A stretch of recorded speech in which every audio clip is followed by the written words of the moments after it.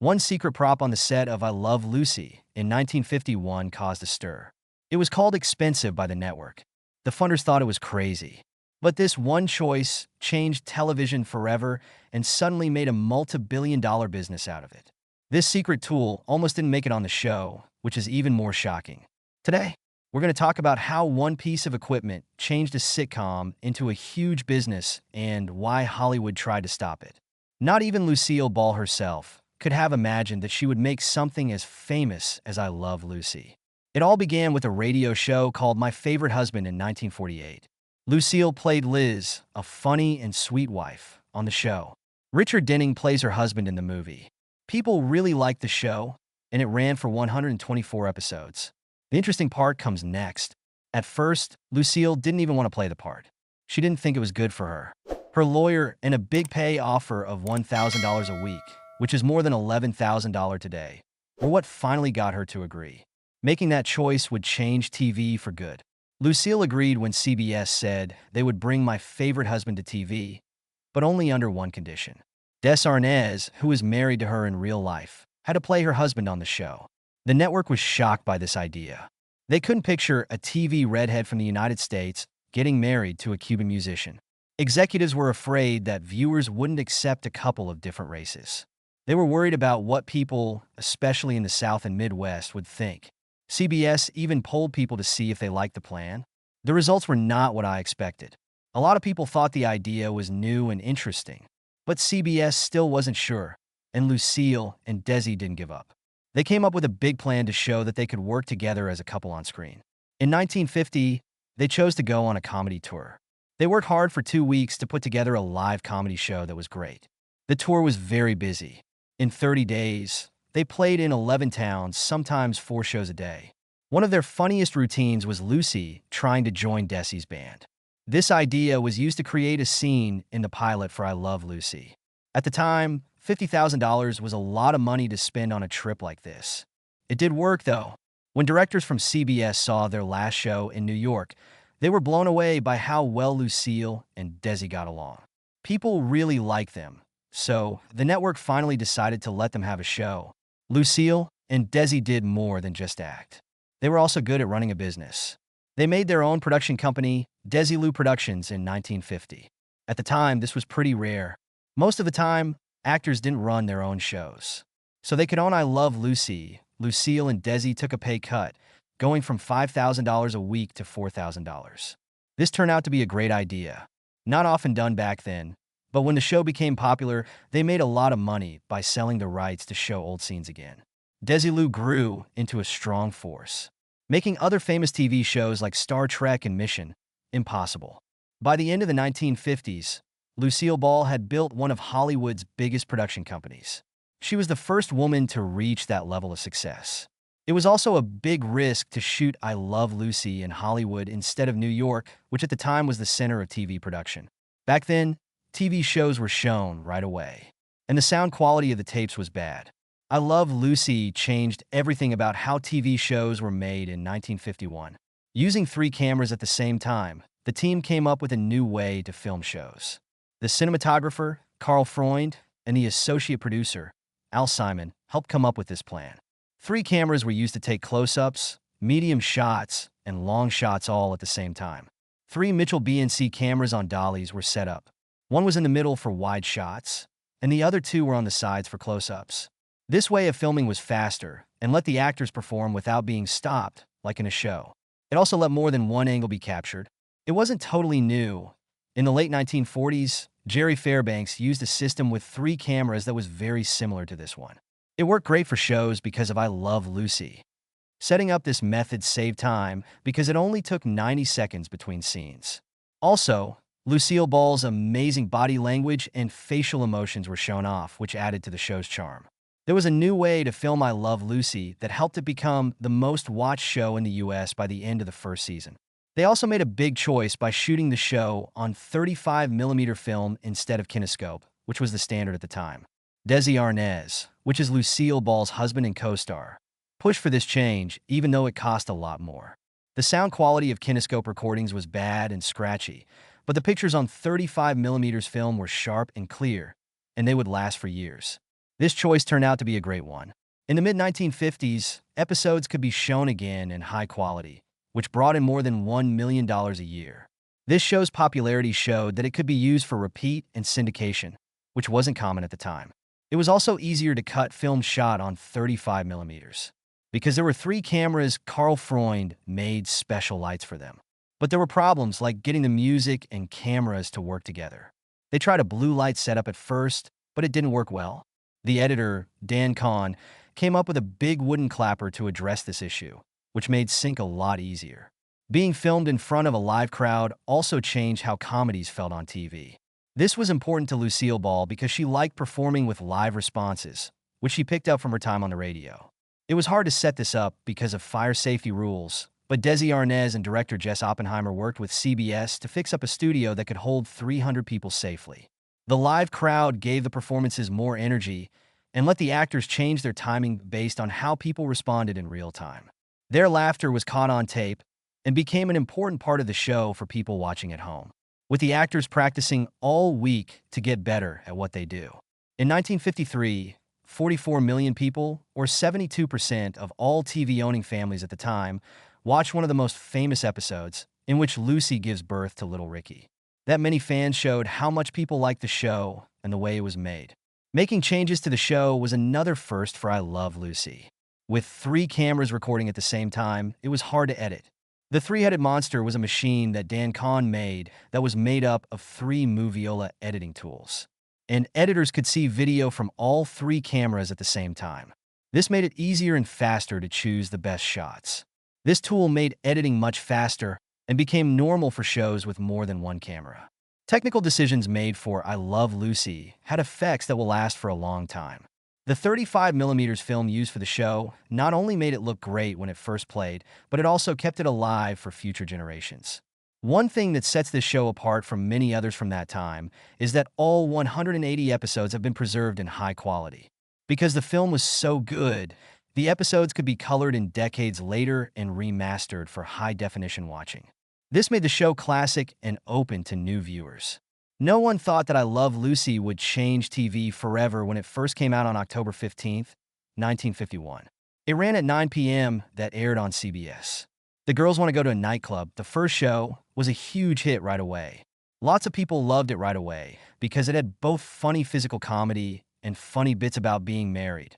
It became the 3rd most watched show on TV in just 4 weeks. Artist Scouts with Arthur Godfrey and Texaco Star Theater with Milton Berle were the only shows that came before it. CBS wasn't sure about the show at first, so how quickly it became popular was a surprise. They didn't believe that people would enjoy seeing Lucille Ball, that she and her real-life Cuban husband, Desi Arnaz, were married on screen.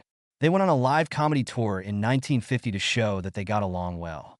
They did such funny and well-liked shows that CBS finally agreed to give them a try. I Love Lucy was a huge hit by the end of its first season in June 1952. A number of 50.9 meant that more than half of all TVs in American homes watched the show every week. It was about 11 million homes, and the number of viewers kept going up. People who didn't like the show at first started to praise it. As the show became famous, newspapers like the New York Times changed what they said about it. 11 million people watched the show in April 1952, just 6 months after the first episode. It was the most talked about show in the country. Even more people watched the second season, which was even bigger. The show's average rating went up to 67.3, which means that almost 68% of homes with TVs watched it every week. That's about 13.72 million households, which is a huge amount for the 1950s, when not every person had a TV. From 1952 to 1953, I Love Lucy was the most watched show in the United States. It stayed at the top or very close to it for 4 of its 6 seasons. Lucy still had almost 17 million viewers every week in its last season, from 1956 to 1957. That's how much people liked it. Something strange happened in the second season of I Love Lucy. In 1952, Lucille Ball learned that she was going to have her second child, Desi Arnaz Jr. This made a lot of noise among the producers and network leaders because, at that time, pregnancy wasn't shown on TV very often. People thought it was a touchy or even shocking subject. CBS and Philip Morris Cigarettes, the show's sponsor, didn't want to include the pregnancy in the plot. That being said, Desi Arnaz and director Jess Oppenheimer saw this as a chance to make TV history. This choice was very important. It was the first time on TV that an actress who was pregnant played a character who was pregnant. They had to be careful about how they dealt with it, though. They couldn't even say the word pregnant out loud. Instead, they used words like being ready or the French phrase enceinte. People found it funny to see Lucy and Ricky Ricardo deal with the difficulties of becoming parents while following the strict rules of the 1950s. The episode Lucy Goes to the Hospital, which aired on January 19, 1953, was the high point of the plot. The show was carefully timed to air at the same time that Lucille Ball gave birth to her son. The same day the show ran, she had a C-section to give birth. When real events and TV shows came together, they made a huge news story. It was on in 71.7% of American homes, which was even more than the number of people who watched the inauguration of President Dwight Eisenhower the next day. Over 44 million people watched, which shows how interested people were in Lucy's story. Something else went wrong at this time. It became clear that Lucille Ball needed to rest before giving birth as her pregnancy went on. The production team still had to make 39 shows for the season, which was very hard. At that time, Desi Arnaz and Jess Oppenheimer had a very brave idea. They chose to air some of the most popular shows from the first season again instead of quickly filming new ones. Back then, reruns weren't popular, and many people weren't sure if people would like them. Making this choice was risky. No one was sure if people would want to watch shows they had already seen again. Sponsors were afraid that people would lose interest, and people might not watch the show as much. But CBS and Philip Morris decided to give it a try, mostly because they didn't want to lose such a popular show's primetime spot. It was some of the best episodes that were picked to be shown again, like the famous Lucy Does, a TV commercial where Lucy sells Vitamea to Vagamin in a very funny way, and the ballet, which is known for its physical comedy. Before showing these shows again, the production team even made some small changes to make them better. The reruns were a big hit, which surprised everyone. Just as many people watched the rebroadcast shows as the first ones, and sometimes even more. For example, the rerun of the Vitamea to Vagamin episode got 68% of the viewers, which was more than the original 67% share. This show was popular because more people had TVs at the time, so new fans could watch episodes they had missed. Fans were happy to watch their favorite scenes again and again because the show's fun never went out of style. The repeats made things more exciting in a new way. Many people who had seen the shows before were excited to watch them again and talk about their favorite parts.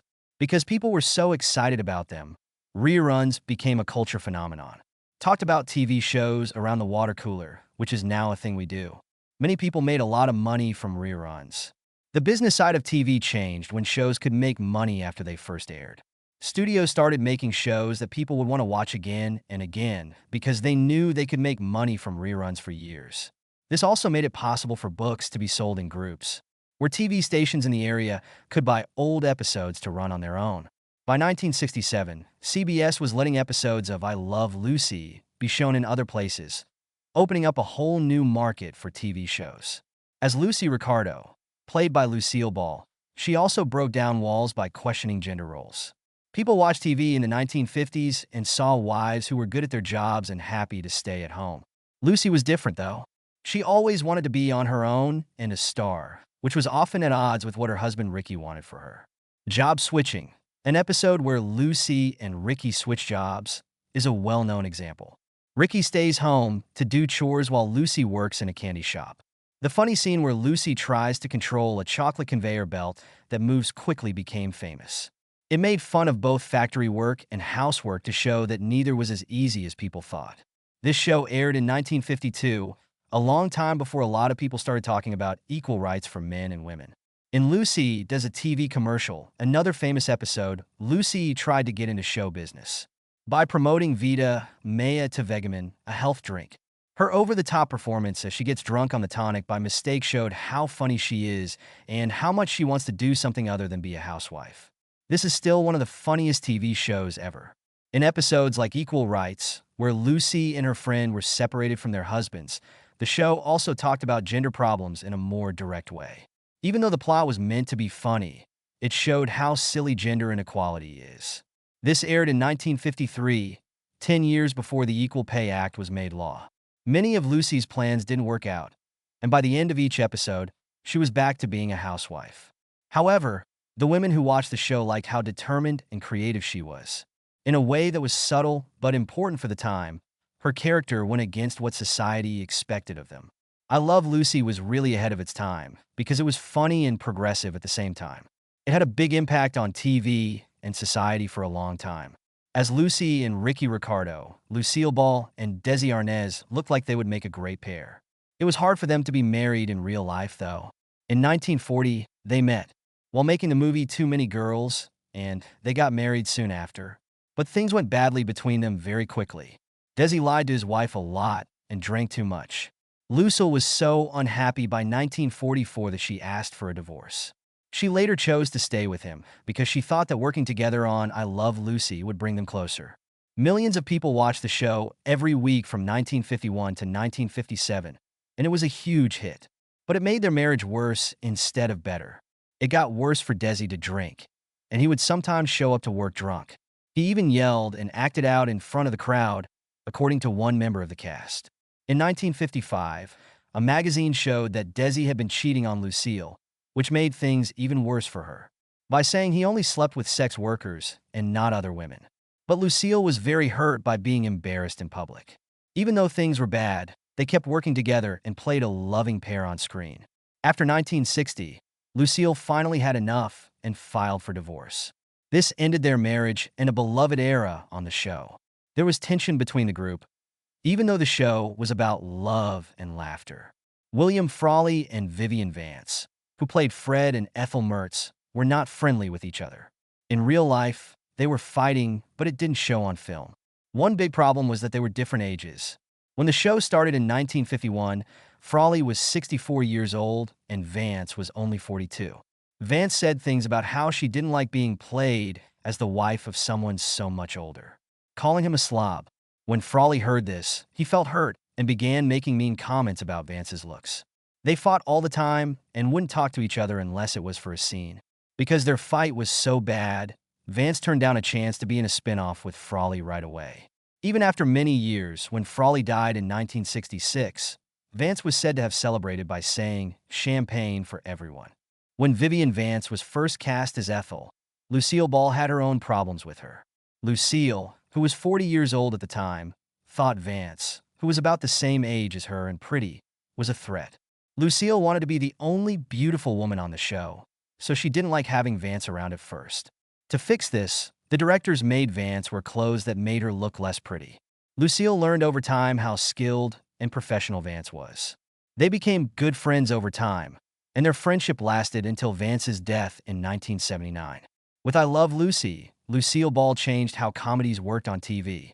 People in the 1950s had never seen a female star use physical comedy with such lack of fear.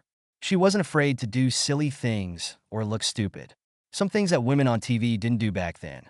She was good at making slapstick funny and realistic because she used to do vaudeville. In the well-known scene from Vida Mea to Vegemins, Lucy gets drunk while shooting an ad for a health tonic. She was very good at playing because she made funny faces and slurred her speech in this scene. Because she wanted it to feel real, she did it 65 times before she got it right. She even drank real apple juice to see what would happen. A lot of actors have copied Lucille Ball's style. Mary Tyler Moore and Carol Burnett both said she was someone they looked up to. Men comedians like Robin Williams and Jim Carrey copied her brave way of doing comedy. For decades, her work had an impact on comedies, especially the way the show used 3 cameras to film. This let the cameras catch her whole body moving, showing each step she took. This style became the norm for comedies like Friends and The Dick Van Dyke Show. The scene where they stomped grapes in Lucy's Italian movie was one of the most popular parts of the show. Lucy had to stomp grapes in a big vat with Teresa Torelli D'Amico, an Italian actor. They didn't speak the same language, though, so something went wrong. D'Amico thought the fight was real, even though it was just a joke. When Lucille hit her by mistake, D'Amico grabbed her by the throat and pushed her into the grapes. Lucy couldn't breathe because grapes were stuck in her nose and ears. She really was scared, so she fought back to get away. People in the room laughed while Lucille was having a hard time because they thought it was part of the joke. The group didn't even know she was in danger until it was over. The scariest parts of the scene were cut out, but it still became one of the most famous moments in TV history. It was also great how I Love Lucy mixed crazy slapstick with situations that people could relate to. The show found funny things in everyday settings. Like in the episode The Freezer. Lucy saves money by buying a whole side of beef, but she doesn't know how to store it in her small apartment.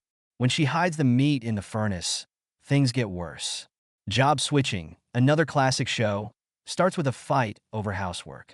When Lucy and Ethel get jobs at a candy factory, they have the famous scene where they fight over sweets on a conveyor belt. These shows were good because they took things that everyone could relate to and made them funny in a crazy way. Funny and serious things were written in such a great way on the show. A lot of the stories were based on real events, so even the craziest parts felt real. Lucy was a crazy person, but I could understand why she did the things she did. She wanted to meet new people, be with her husband, or show herself. People laughed at her pranks and felt bad for her at the same time. It was a brave choice for Lucille Ball and Desi Arnaz to keep ownership of I Love Lucy through their company, Desilu Productions. They made a choice that changed their lives and the whole TV business immensely. When the show finished in 1957, syndication, which is the process of airing shows again, was a new idea. But I Love Lucy stayed so famous that by 1967, CBS was paying $100,000 for each episode that was shown again, even though it had only cost $39,000 to make the first episode. This proved that a popular show could still be useful a long time after it ended. Desilu grew very quickly with the money it made from I Love Lucy. They used the money to buy RKO Studios for $6 million in 1957. This made them one of the biggest independent film studios in Hollywood. They used this to make other hit shows like Star Trek and Mission Impossible. Like I Love Lucy, these shows are now important parts of TV history. The show was still making $20 million a year from reruns in 1991, 40 years after it first ran. $40 million right now. I Love Lucy is still making money in 2025, almost 75 years after its first episode. It is shown in over 80 countries and has been adapted into many languages. Every hour of every day, a show plays somewhere in the world. Not only did this success help Desilu, it also changed the way TV shows are made. Networks and studios began making plans for long-term profits when people learned that shows could keep making money for decades. Friends, Seinfeld, and The Office all made a lot of money from licensing deals by following the same steps that I Love Lucy did. Because of how well I Love Lucy did, Desilu Productions didn't stop there. It became a big player in the TV business. The company had only 12 workers when it first opened in 1950. It had 800 by 1957. Lucille bought RKO Studios for $6 million in 1958, which was a big deal. They were in charge of 33 sound stages, which is more than big companies like MGM and 20th Century Fox. The 40-acre back lot where parts of shows like The Andy Griffith Show were filmed was also part of the deal. Desilu wasn't just interested in I Love Lucy. Some of the most well-known TV shows of all time, like Star Trek, Mission Impossible, The Untouchables, and The Dick Van Dyke Show, were made with their help or with their help. Lucille Ball was very important in this. She ran Desilu by herself after getting divorced from Desi Arnaz. Other companies turned down Star Trek because they thought it would cost too much, but she approved it. Making that choice started one of the biggest movie franchises ever, and it showed how ready Desilu was to try new things.